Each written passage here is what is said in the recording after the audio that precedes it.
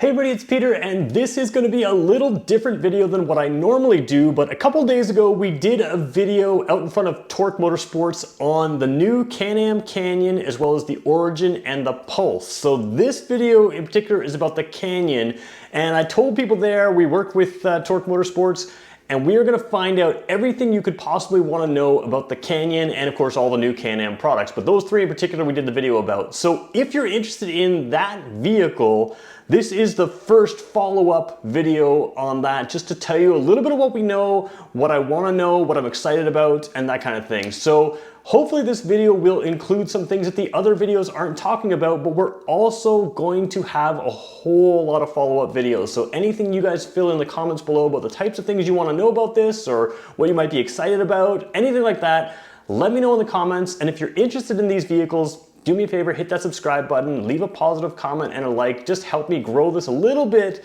because the more attention we get on this, the more access I can get to things. But I want to thank Torque Motorsports, who already gives me complete access to their entire product line. So Extreme Torque Motorsports will be carrying the new Canyon, they will be carrying the new electric motorcycles from Can-Am as well, and I've always had a good relationship with them. I've always been able to review everything they sell in detail, including coming back more and more and more to get the more videos to make sure we have all the information you need. So I want to thank them for that access, but there's a lot to know and there's a lot to figure out. So I've got a couple notes here, a couple things we're going to go through. Let's do that quickly.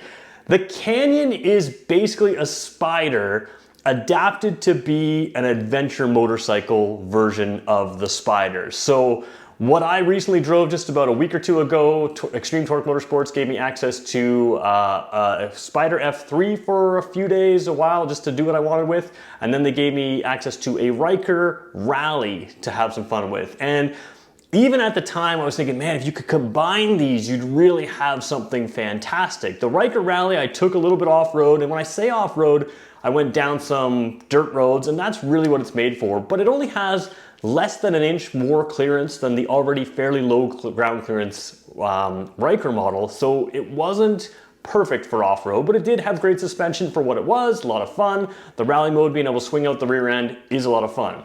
The Spider is certainly a more mature vehicle, more touring capable, although we mentioned that the Ryker is still very touring capable, but there's some things I liked and didn't like about that as well.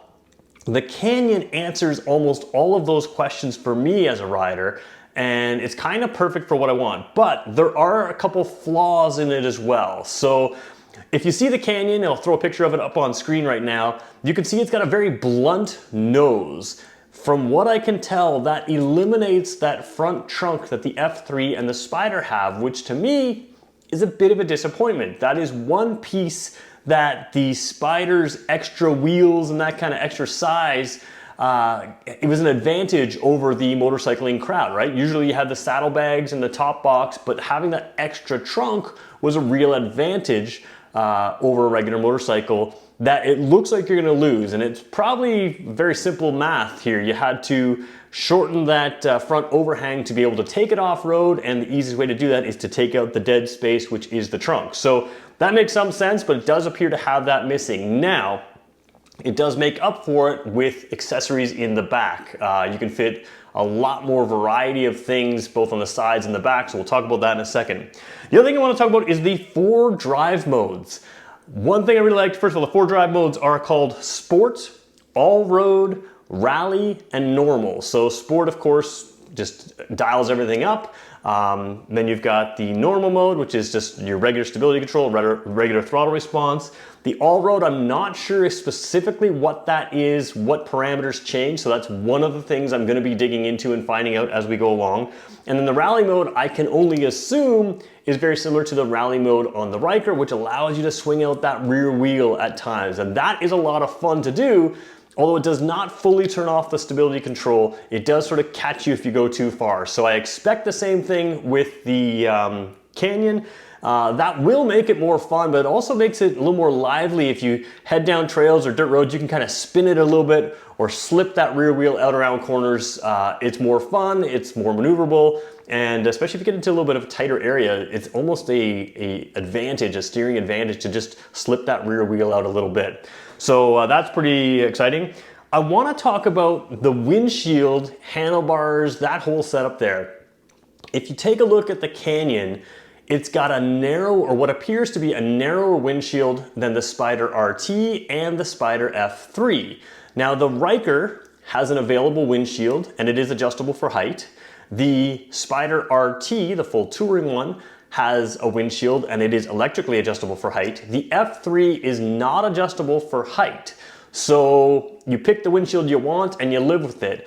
And I found the Spyder in general to be overly wind protected on a warm day for my preferences. Now that doesn't make it a bad thing, it's just I'm used to riding more naked bikes, more motorcycles that have a little less protection, and it was very protected, especially when I was wearing my traditional riding gear. It was still fairly warm.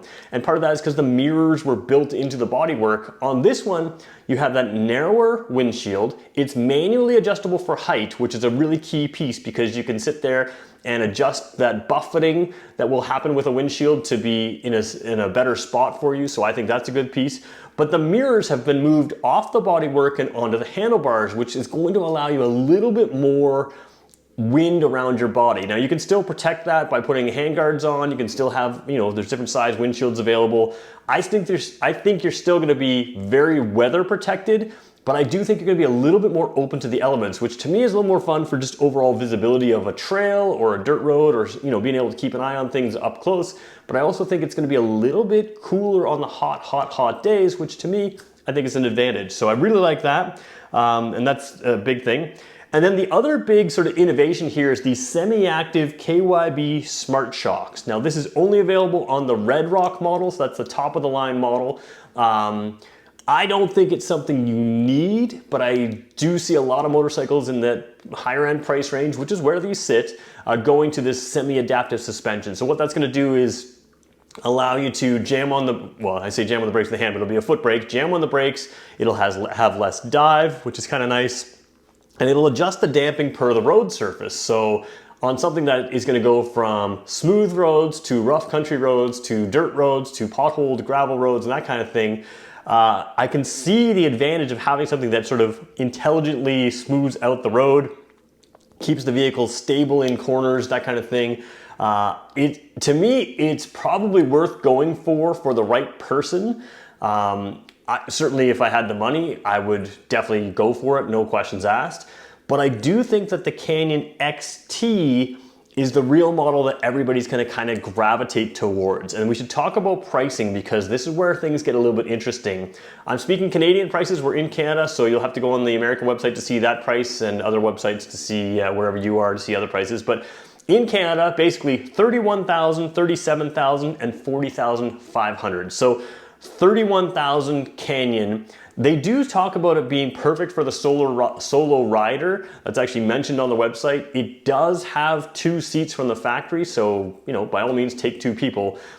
What I don't think I don't think you're gonna see many of those out on the road, stock form, no accessories, simply because to me the point of getting this at $30,000 or so is $31,000 is having some luggage, right? I think there's going to be some desire for people to have that extra ground clearance, not just for, not just for the ground clearance around your dirt roads, maybe that might be around your house or your cottage or wherever you're going regularly.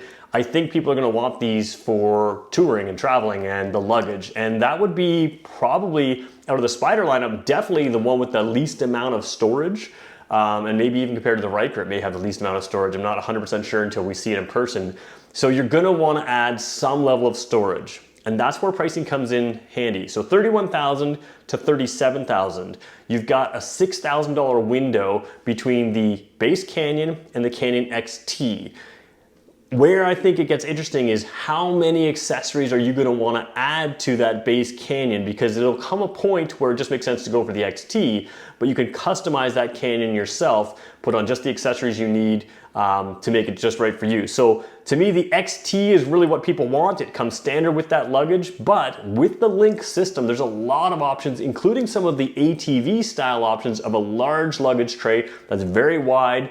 So you can have the 2 lockable boxes if you wanted, and then you could have that really wide luggage tray that goes out the size of those boxes, but you could just strap down whatever you want. You're not limited to a little box. And because of the stability of a Spyder, you can strap down a lot of things over that width, and it actually could give you a lot more storage. So That 31,000 to 37,000 range is going to be where I think a lot of people want to go. I think you could walk out the door with an XT, Canon XT, the midline model, and be perfectly happy. It does have things like driver and passenger heated grips. It has the luggage stuff. That's kind of where I would land. But again, there are accessories I would want. The Red Rock steps it up again, same storage level, but it does have that adjustable suspension or that smart shock type system. And what else does it have? I think that's based, oh, it has the backup camera. So the backup camera, if that's something you want, which again, with a big tall box, maybe it is something you want, it is an accessory you can throw on the other two models. So I think it's in the $300 range Canadian. There may be some installation costs in that as well, but it sounds like they're sort of pre-set up for it, so you can add it on to those packages.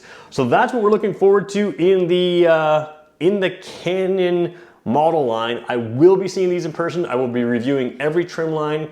I will be looking at them, working with them, doing everything we can, and finding out more information. So if you have questions, you just want to follow these things through introduction, through first year of life, through second, third, fourth, fifth year, that's what we're going to be doing on this channel. So hopefully if you made it this far, I can earn your subscription. And like I said, leave a positive comment. If you have questions, leave questions. And if I don't know the answers, I'll leave them sit there. We'll come back to them. We'll try to get those answers in future videos. Thanks everybody for watching.